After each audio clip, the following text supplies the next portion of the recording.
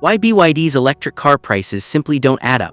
A factory-fresh electric vehicle for under $10,000, that number alone is enough to make most people stop and assume something has been left out until you actually look at what you're getting. Now hold that figure up against what the world has been conditioned to believe an electric car is worth. $40,000, $50,000, sometimes quite a bit more than that. So the real question here isn't just how one Chinese company managed to build cars this cheaply. It's why everybody else is still charging so much. How exactly is BYD pulling this off without the product falling apart? Because a price this low usually signals a trade-off somewhere. Thinner materials, a shorter warranty, some corner quietly cut to make the economics work. But that's where this story gets genuinely strange. To make sense of it, you have to rewind. BYD, which stands for Build Your Dreams, is a car company headquartered in Shenzhen, China. A large portion of the Western world had barely registered its existence 5 years ago. Today, it moves more electric vehicles than any other manufacturer on the planet. It outsells Tesla. It outsells Volkswagen's entire electric lineup. In certain markets, it outsells both of them put together.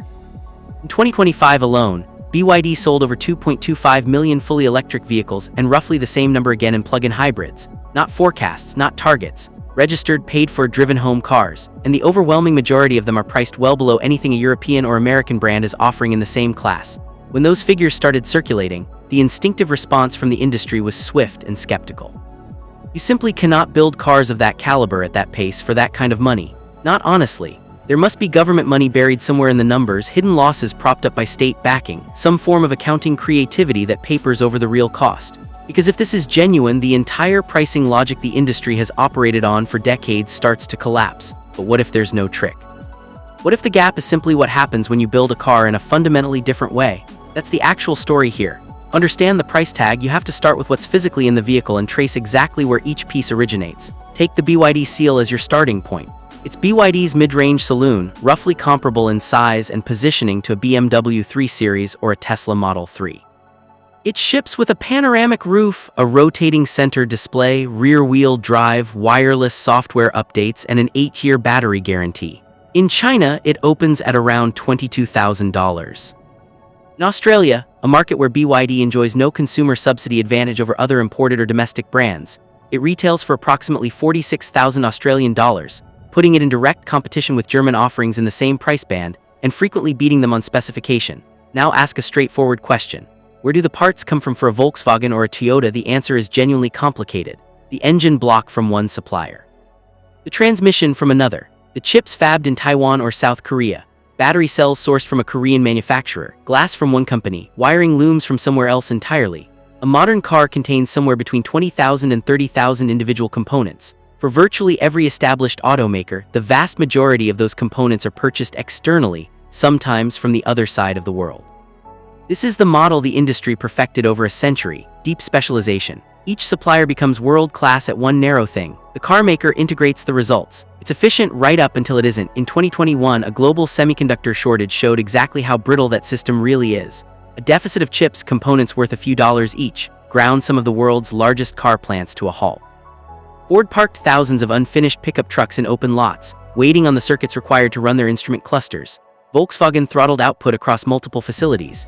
General Motors cut production on its highest margin lines. The industry surrendered an estimated $210 billion in revenue that year, all from a shortfall in parts that individually cost less than a coffee. BYD didn't stop. Not because they got lucky with inventory. Because they manufacture their own chips. BYD isn't in the business of assembling vehicles from other people's components.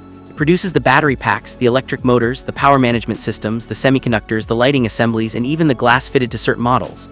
When the broader supply chain locked up, BYD ramped its own factories and carried on. No emergency orders to overseas suppliers, no premium freight costs, no half-built vehicles sitting in a field. This is vertical integration, and it's the first real answer to why a BYD costs what it costs. Manufacturing everything in-house creates two simultaneous advantages. First, every margin that would otherwise flow to a third-party supplier stays within the business. Second, and this is where it gets powerful over time, producing each component at relentless high-volume scale means the cost per unit keeps falling. The more cars BYD builds, the cheaper every single part inside them becomes. A battery cell that cost BYD roughly $120 per kilowatt-hour to produce in 2018 had dropped to around $60 by 2023. That decline didn't come from any breakthrough in chemistry. It came from making an enormous number of cells, in BYD's own facilities, refining the process continuously until the economics shifted. Year on year, steadily the cost fell. But that alone doesn't separate BYD from any other high-volume manufacturer sharpening its process over time. What does separate them is something they introduced in 2020. The Blade battery wasn't a rebrand. It was a genuine structural rethink of how a battery pack is built. Standard EV packs arrange cells into modules, then combine those modules into a housing. Sensible engineering, easier to assemble, easier to service, but it wastes volume, adds mass, and multiplies the number of things that can eventually fail. BYD's engineers posed a different question. What if the module layer simply didn't exist? The Blade battery takes elongated, flat cells shaped, as the name suggests, like blades and loads them directly into the structural chassis of the car. The battery isn't an item fitted inside the vehicle. It is part of the vehicle's frame. The resulting pack is stiffer, lighter, and spatially more efficient than any conventional alternative. More energy in the same footprint or equivalent energy in a smaller, lighter, less expensive package. Then there's the chemistry. For most of EV history, the dominant approach used nickel and cobalt. High energy density, excellent range figures, but cobalt is costly, geopolitically awkward to source, and thermally unstable when pushed hard. Strike certain nickel-cobalt cells forcefully enough and they will burn. BYD chose lithium iron phosphate (LFP). The energy density is modestly lower, which translates to marginally shorter range for equal weight. But LFP is considerably cheaper to produce. It contains no cobalt at all. And its thermal behavior under stress is dramatically more controlled. BYD put a nail gun through a blade cell on camera to demonstrate this. The footage is almost boring, which is entirely the point. A battery that is safer, cheaper, and structurally embedded in the car itself, that is substantive engineering, not a marketing exercise, and the savings materialized directly in the final price. BYD wasn't paying an external supplier for battery cells. Wasn't absorbing a premium for cobalt, wasn't covering the cost of modular assembly. Those line items simply didn't exist. They had been designed away. 4 years after BYD launched the Blade battery, Tesla began integrating lithium iron phosphate chemistry into certain models of its own. Pause on that. In 2011, Elon Musk was asked on camera whether BYD represented a genuine competitive threat. He laughed, not a considered dismissal, not a technical counterargument. A laugh followed by, "Have you seen their car?" That company's core battery philosophy was subsequently adopted by Tesla. Not with an announcement, not with a press release, just quietly and practically because the engineering held up. Return now to the $10,000 figure. BYD's entry point is the Seagull, a compact city car at the base of the lineup. It carries a simplified Blade battery, BYD's in-house motor, BYD's own chips, BYD's own software platform. At the production volumes BYD operates, millions of units annually, and with a cost structure that has no external supplier margins on batteries, motors, or semiconductors, a sub $10,000 price on a small urban hatchback isn't an anomaly. It's just what the numbers produce. Compare that to the economics facing a European manufacturer attempting the same car. They're purchasing battery cells from Korea, buying chips from Taiwan, sourcing motors from a dedicated third party. Each of those transactions carries a margin. By the time the vehicle reaches the assembly line, the cost base is stacked with premiums that BYD stripped out years ago by deciding to build everything itself. This is why the prices appear irrational to outside observers. They're comparing a car assembled from purchased components against a car built almost entirely within a single ecosystem, one that spent the better part of 2 decades methodically cutting out every intermediary in the chain. Why didn't Western manufacturers take the same route? Some genuinely tried. The honest answer is that it's extremely hard. Standing up a competitive battery factory requires years of construction and billions in capital before a single sellable cell comes out. Developing semiconductor capability takes longer still. And for companies running highly profitable internal combustion businesses, the commercial incentive to disrupt their own supply relationships, essentially to fire their own suppliers, simply wasn't there until the pressure became unavoidable. BYD began from a completely different position. Before it ever built a car, it was a battery manufacturer.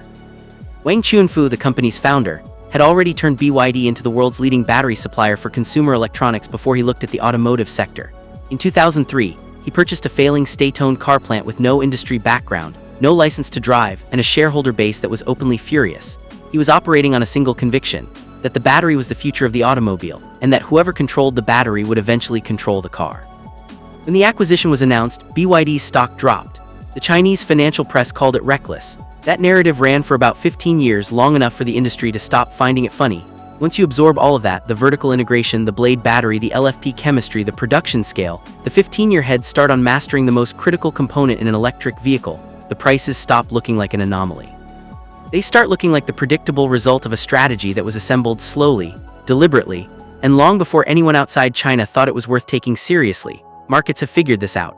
In Thailand, BYD claimed close to 40% of the EV market within 18 months of launch. In Norway, arguably the most discerning EV buying public on the planet, BYD models broke into the top 5 bestsellers.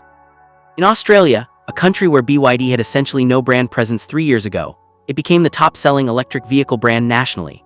In Brazil, BYD is constructing a new facility on the precise site of a former Ford factory that closed because Ford couldn't make the economics work. These aren't countries with identical policy environments or comparable subsidy structures. They are separate markets arriving at the same conclusion through independent purchasing decisions. And across every one of them, the trajectory runs in the same direction. Go back one more time to the opening number. The Seagull isn't available in the United States.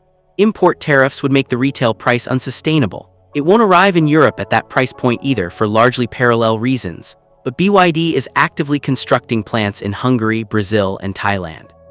Local manufacturing reframes the tariff calculation entirely, and the underlying cost architecture, the in-house batteries, motors, and chips, travels with every factory that opens. The question the Western auto industry is working through right now is no longer whether BYD's model functions. That question was settled by over 2 million deliveries in a single year.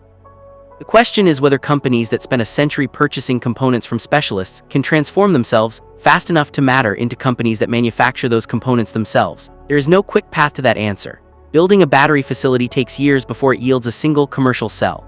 Getting the chemistry calibrated, the production yield reliable, the cost per unit genuinely competitive, that takes considerably longer. BYD spent most of 15 years doing precisely that work while the rest of the world wasn't paying attention. The rest of the world is now paying very close attention. Toyota is compressing its battery development schedule. Volkswagen is restructuring its electric vehicle strategy from the foundation up. Ford and General Motors are committing billions to domestic battery manufacturing. These are substantive commitments, not public relations, but they are also commitments being made now in direct response to a company that placed this specific bet in the early 2000s. A 2-decade head start is not a gap that closes quickly. What is actually happening here isn't simply one manufacturer producing cheaper vehicles. It is the result of a different answer to a fundamental question about what a car company is. Is it an assembler of other people's components? Or is it an organization that controls every layer of the product, from the electrochemistry of the battery cell to the code running on the dashboard screen? BYD decided quietly and well before it was commercially relevant to be the second kind of company. It then spent 20 years constructing the industrial infrastructure to make that decision real. The $10,000 car is not luck. It is not a subsidy. It is not a sleight of hand in the accounts. It is what emerges at the end of a very long, very deliberate road that most people weren't watching while it was being built. And this is what makes it more than a car industry story. BYD is already deep into development on solid-state battery cells, a next generation of technology that would push energy density upward and unit costs down further still. It has a research program focused on integrating solar panels directly into the vehicle structure to extend range from ambient light. Its most advanced hybrid powertrain claims a combined driving range exceeding 1,200 miles on a single charge and tank. Not a show car, a production model available for purchase today. If 20 years of this approach produced a $10,000 electric car, the more unsettling question is what another 20 years produces. That process is already running. We are simply at the point where the prices stopped making sense and people started asking why.